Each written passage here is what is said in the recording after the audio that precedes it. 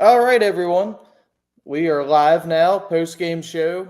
Big 66-60 win going through overtime, taking down Boston College and advancing to the ACC tournament semifinals tomorrow night, where the Hoos will take on NC State in a game scheduled to start at 9:30. But like we saw tonight, it could be pushed back just a hair. Here with you live now. I'm Josh. I've got my man Fresh with me. He's having some video difficulty here, but we've got audio on him. Yeah, hopefully everybody can hear me. You know, I watched the second half. I was out. My mom was in town tonight, and we had dinner, and I didn't get back to this until the second half. So I'm sorry I missed the pregame and the halftime. But hey, I watched the part that counted, the Jordan Miner show. Yeah, you picked us up right there where the action really started to take off. What's your first takeaway just watching? We'll start with the second half, then go to overtime, Fresh. Yeah, I just, all I heard was Corey and everybody else talking about Quentin Post, and he was doing good. But I think Miner, he made that one big stop with the he blocked the shot. He kept him. You can't see me. I'm pushing. He kept him out away from the post. No pun intended. And he bodied up on him, and it was a difference maker, right? Because he had, I think, 16 of their whatever amount of points in the second half at one point, or whatever the number was. And hey, it was a big lift, whether we expected it or not. Yeah, so like Mark and Hav and I were talking about earlier in the shows, it seemed like their offense kind of did deteriorate. They went away from trying to take as many jump shots or trying to hit shots other than just running the offense through post. Yep. Felt like they were probably the last 10 minutes or so, and then certainly in overtime as well. Every possession, they had to get him a touch. Even when they had good looks, they were second-guessing themselves on it, trying to make sure he touched the ball before they shot. May have bit them, may not have. Like I said, they were on their third game in 3 days, and at this point, they're in an overtime session. So if their legs are going, it's definitely time for that to happen. And luckily for the Hoos, we started to find some offense right there in the nick of time. IMAC was held scoreless all the way until the end, and then finally he, makes a couple plays, hits some shots, finishes with 5 points, 4 rebounds, 4 assists. So found some other ways to contribute while his shot wasn't falling. Leading the team tonight, Jake Grove scored 15, had a double-double too with 11 rebounds. So that was no big way. time. Wow. Yeah, and so, he made those 2 free throws. Mm-hmm. He was battling all night. Another double-double in the stat sheet. Reese ended with 11 points and 11 assists to go along with 7 rebounds. Wow.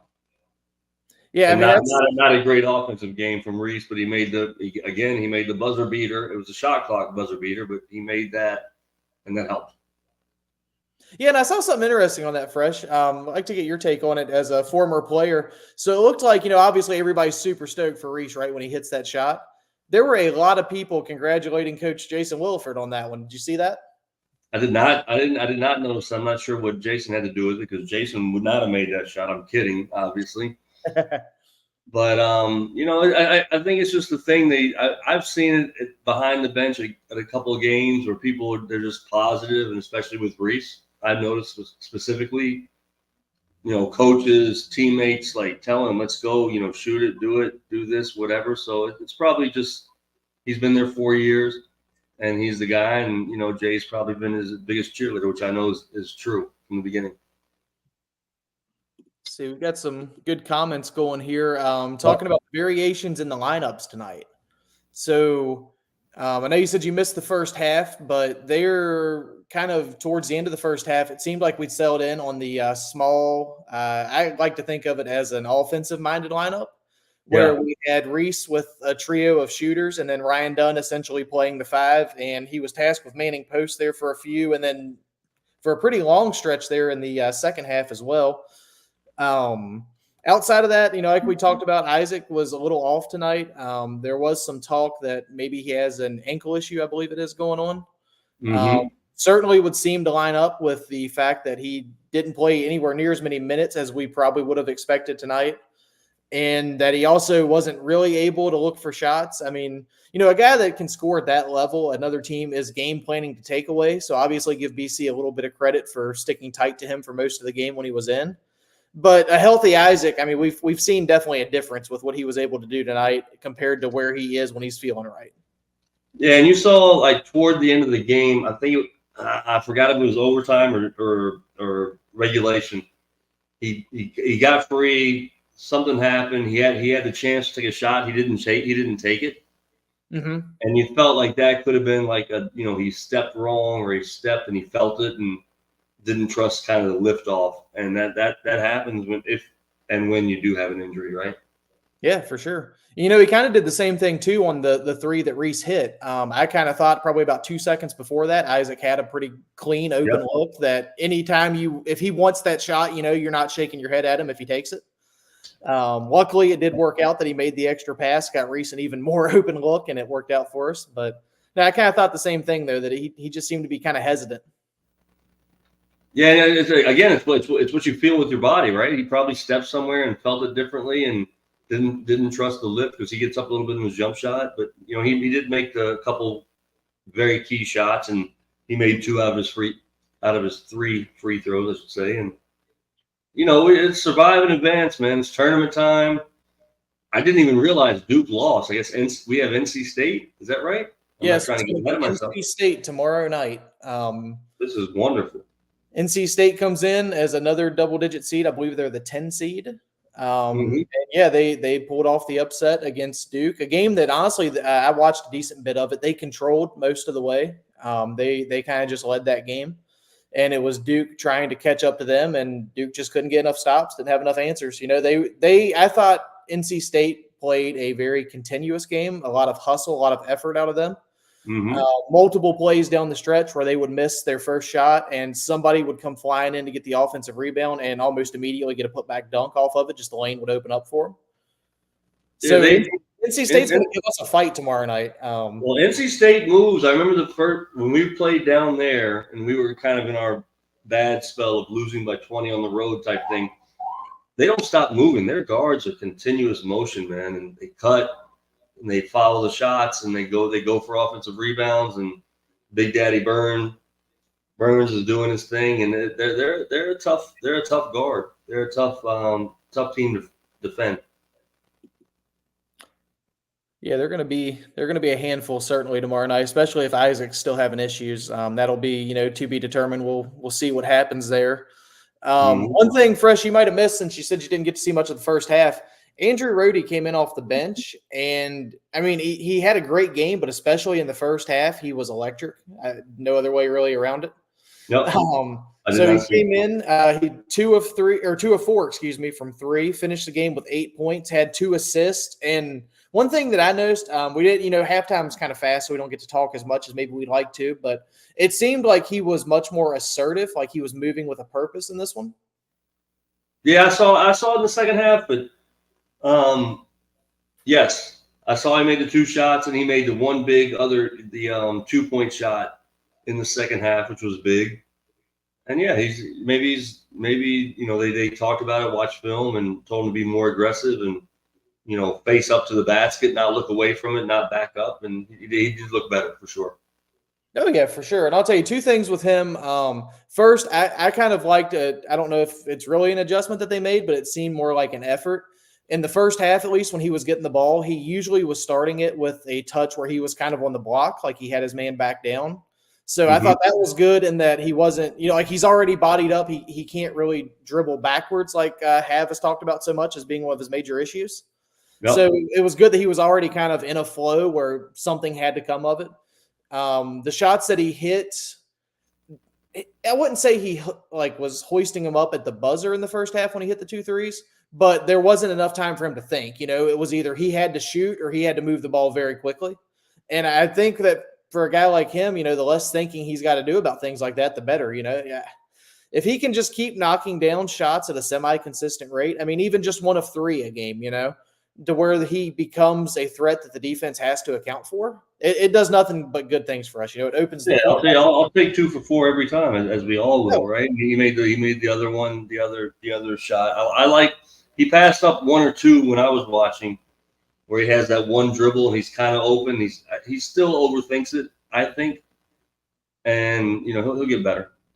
Yeah, and the other thing too that I wanted to throw on him real quick before we move on to another player, for him to have come back in this game after having not played a single minute last Saturday in the final home game, I think just really speaks volumes to him. There'd been a lot of talk, and probably rightfully so, right, that his confidence was probably shaken a little bit because, he'd had so much time and the stats really hadn't backed up, the warrant for him playing as much as he had. Yep. And of course, when teams struggle a little bit, that becomes vocal within a fan base. Obviously, we all just want the best for our team. We want to go undefeated if possible and win as much as we can. So, they're kind of do become scapegoats, I guess is the best way to say, for when teams aren't successful. So I thought that for him to come in off the bench like he did and immediately respond and be a spark plug was awesome. No doubt. I mean, eight points in a game when you score 55 or whatever, and it's overtime, that's a big deal. So no question. All right, so we got a good one here. This might be a nickname that has to stick. I actually kind of like this one. Can you see the screen there? Yeah, 10 Manian Devil for sure. 10 Manian Devil. I like that. That's good. Yeah, I was a little confused especially in the overtime when he wasn't in and Ryan Dunn wasn't in. I guess I'm not confused anymore because we won the game. But I thought Tane probably in the last 5 minutes should have been in for 3 of those at some point, but that's okay. Yeah, I'll be honest. I was pretty shocked that Ryan didn't play, from when he picked up the 4th foul on. I think he came out with roughly 5 minutes or so to go. Didn't come back in the second period there. Also didn't play in overtime. I guess what's surprising to me in that is not really like, even if he came in, I don't think he necessarily would have had to have just came in for Minor and went straight back on post. I thought, Minor did an excellent job locking him down, so that was great. But even bringing in a guy of Dunn's potential to just play the 4 spot, even if he's just kind of trying to cover on the help side and just affect and disrupt where he can. Honestly, for me, it's surprising that Tony stuck with Groves, truthfully. I mean, I like Jake. It's nothing against him, but there's very clearly an offense for defense trade-off there that is very magnified when you're talking about the fact that he's replacing a guy that is a national level defender. The only reason that Ryan isn't up for the Naismith Defensive Player of the Year award is because apparently there's some stupid rule that you can't have 2 players from the same team go for it. So Reese gets the nod over him, and that's fair. I mean, Reese deserves it.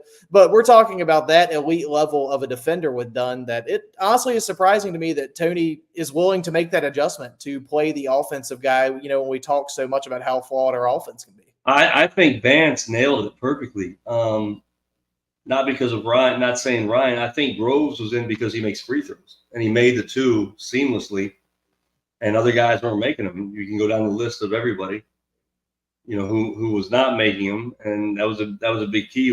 We might go to the free throw line, we can go to the free throw line, and that's wasted points. So I think Groves was in for that reason, and who he was guarding. Jordan was doing such a good job on post. I don't really think Groves could kind of hide on defense. He didn't have. Who was he going to guard? That mattered. Yeah. Nobody they're going to. They were going to shoot the kid Madsen, I guess, was shooting, or post, it seemed to me. So Groves didn't really have to play in that much defense, head up. Yeah, which one thing I will give Ryan credit for. So tonight he was 1 of 2 at the free throw line. 50% certainly isn't great, but when we miss 10 free throws, we'll take the fact that he made 1. And on the one that he missed, it was the second shot.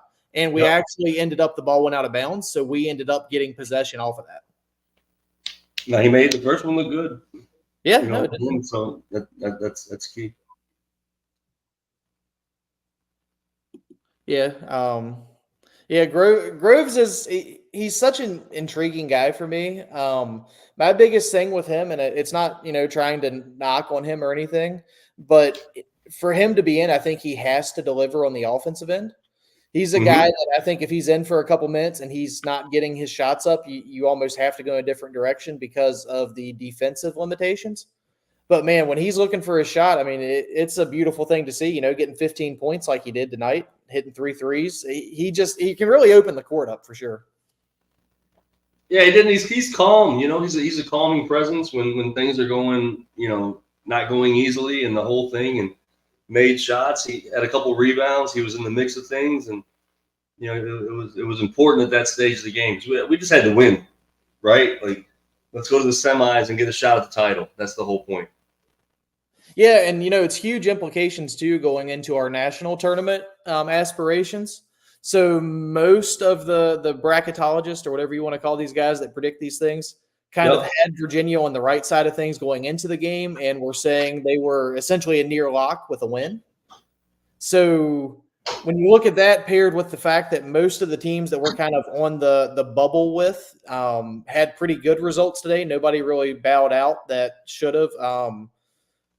Just checking now, Villanova is actually in overtime. They're down 2 against Marquette right now. But Okay. outside of that, just in general, most of the teams that we're kind of jockeying for a position with had good days. Providence upset Creighton. Just a few things here and there where teams were able to get it done. So for us to be able to hold that position and win and advance to the semis with a chance to play for a title is huge. That's what Tony's thinking, man. He's trying to win that game. He's not bubble. He's not these other guys. We talk way too much about it. The ACC tournament is a big deal. And whether we want to admit it or not, it's a big deal to try to get to the final and have a shot at the title. So we get the next step. And Lance said, the problem isn't make or misses guys that won't look at the bat. I know, Lance, you're right. It seems that we see a lot of guys on this team that don't, just take open looks and be a threat. And you don't even have to shoot the ball to be a threat. You have to be a threat. And I've talked about it over and over. And turning it down is, I'm not really sure. It's a tough thing. I think with Isaac, a couple times he probably stepped on the foot that probably does not feel good. He's probably a little bit hurt. I saw him in practice. He was a little gimpy and getting treatment 3 weeks ago at this point. So maybe it's, at this time, at this part of the season, everybody has an injury. That's something to kind of remember. So, Yeah, it's definitely a tough time for sure, and everybody deals with it. And maybe to our benefit, kind of looking ahead just a touch, this will be NC State's 4th game in 4 days at this point. Yeah, but they're rolling, and they have nothing to lose. I think, right? They can just, and the way they move and run, and depth will be important though for sure. And we, what are we, 7 or 8 at this point? We're not playing too many. And it'll just be our second game. But yeah, it's 100%. It's a big deal. It's hard to play back-to-back games. Oh yeah, definitely for sure. One thing that they've done that's been kind of interesting. I be honest, I haven't really followed the narrative as to why. I think it's something with some type of like a semi-injury thing. But they've been having to bring DJ Horn off the bench. He hasn't started the last 2 games. So we'll kind of see how much firepower they really have left. Conditioning's got to be an issue for probably some of their guys, to put it nicely. So yeah. I don't really know how the 4th game in 4 days is going to go, but hey, we'll see what happens. Mark and I were talking about this in the pregame show. As a fan of Virginia, I don't think this could have went any better for us. I mean, obviously, if we would have won tonight without the overtime and just got it done, that would have been great. But you get 2 games where you're playing a double-digit seed to get to the finals. I don't think you can ask for much more as far as the bracket falling our way. Yeah, I really don't think Carolina is beatable. I don't think I always thought the Duke this year was beatable, could be beaten. I don't think Carolina in this league is. It's a different animal. It's a different thing with their size and their guards and different things. Duke has to kind of be hot like they were against us, right? When everybody's making shots, everybody's going off and they're fast and that whole thing. But I'm really not surprised that they went out early and we, hey, let's get to the finals, man. Because I might go down there Saturday. That'd be great. Yeah, I'm not too surprised either, especially being the matchup that they had with NC State. State's a tough matchup for them in a lot of the same ways that they are for us. They're very physical, in-your-face set defense like that, and it forces you out of your comfort zone, so to speak. A team like North Carolina, for example, usually doesn't struggle as much with State just because they'll just kind of run right past them. It doesn't really bother them. Yep. But for guys like us and Duke, who generally do have sets that we run, it definitely can mess with what you're trying to do. Yep, and I didn't watch the game at all, but for Duke, whenever number 30 on their team, the big guy that Reese blocked his shot at JPJ last year, no problem. When he tries to showcase his 3, they're not their best version. When he plays inside and he's tough, I don't know what he did tonight. that's when they're their best. And so, anyhow, Yeah, I don't. Who cares about Duke? We won. We're going further than them. They tried to go through them. It didn't work out. But yeah, like you said, it's enough about them. Definitely, who cares? So two-parted thing here, bringing in Ryan's question there. First thing I want to say before we talk about any type of seeding is the ACC tournament, as Fresh said, is a very big deal still. Even though everybody just wants to put emphasis on what you do in the NCAAs, the ACC tournament is something that Virginia has only won 3 times in its history, and Tony has won 2 of those. So even for him, as dominant as he's been, this hasn't been something he's had a super ton of success at. I did see a stat that he has now won 10 straight ACC tournament opening games, meaning that we haven't been one and done in that in a solid decade now. So, that's wonderful news. But at the same time, we only have 2 trophies to show for it. So for this group, I'm sure that they are completely lasered in, focused on trying to win it and giving it their best and trying to come away with that trophy. That's it, and that's what Tony Bennett's about. That's what Virginia basketball is about. Win the regular season, ACC, win the tournament, and then get a shot at the real one. So I'm not thinking about seeding if we're in, if we're out, if we're on the bubble. It's just conjecture, right? Like there's nothing we can say or think about it that's going to make any difference when people decide stuff. So. Yeah, my answer to it is, at least at this point, I feel like we're safe from the play-in aspect. Right. I don't really know that we're a team that should be under consideration to have to play in Dayton on Tuesday or Wednesday, right before the tournament starts. Yep. So I definitely think, that's good. That being said, I don't really know that we're going to be bumping up seed lines just by winning.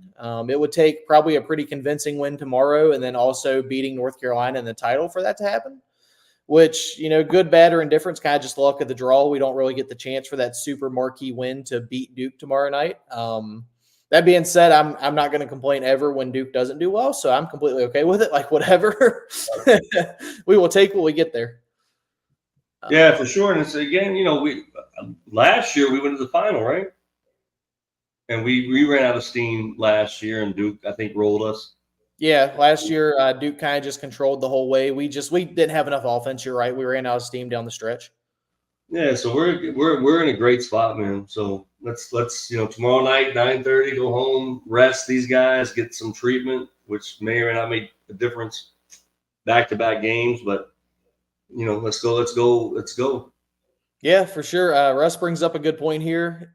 We play State, obviously. That's a beatable team. We've already beat them once this year. And then UNC and Pitt is the other semifinal. And honestly, both those teams, he's right, are beatable. Pitt played at such an insanely high level in their trip to Charlottesville that no offense to them, because they still look very good right now, I just have a hard time believing they'll be able to replicate it, especially if we're locked in on the fact that they did that to us to begin with, Yep. And then UNC, I mean, honestly, if we could have just hit even 1 or 2 shots, we were right there in that game. Obviously, we did have the benefit of playing at home, so that's something that slings out of our favor a touch by playing in DC. But UNC, again, it's a team that we've shown that if we make a couple shots, we can beat. That's it. You got to make shots. We got to make free throws. It should have, frankly, beaten us tonight, missing free throws. It did not, and it has not, I don't think, this year yet, the free throw situation, but you got to make them. We're capable. We will or we won't, but that's what it is. Yeah, and right back to Bill here. I appreciate you guys that are here with us watching this post-game show. It's basically therapy for us too. That being said, though, we'll kind of save the previewing now for tomorrow night. We will be live again tomorrow evening, right around 9:00 in advance of our game. I did mention earlier, the 9:30 start is tentative because there is a game before us. UNC and Pitt will play the 7 o'clock game. So like we saw tonight, there's a good chance that game gets delayed, for us, maybe 10, 15, even 20 minutes, depending on what happens. That's it. Go Hoos. Let's try to win this thing. Keep going. Go Hoos. We'll see you guys tomorrow night. Thanks, everybody, for joining us.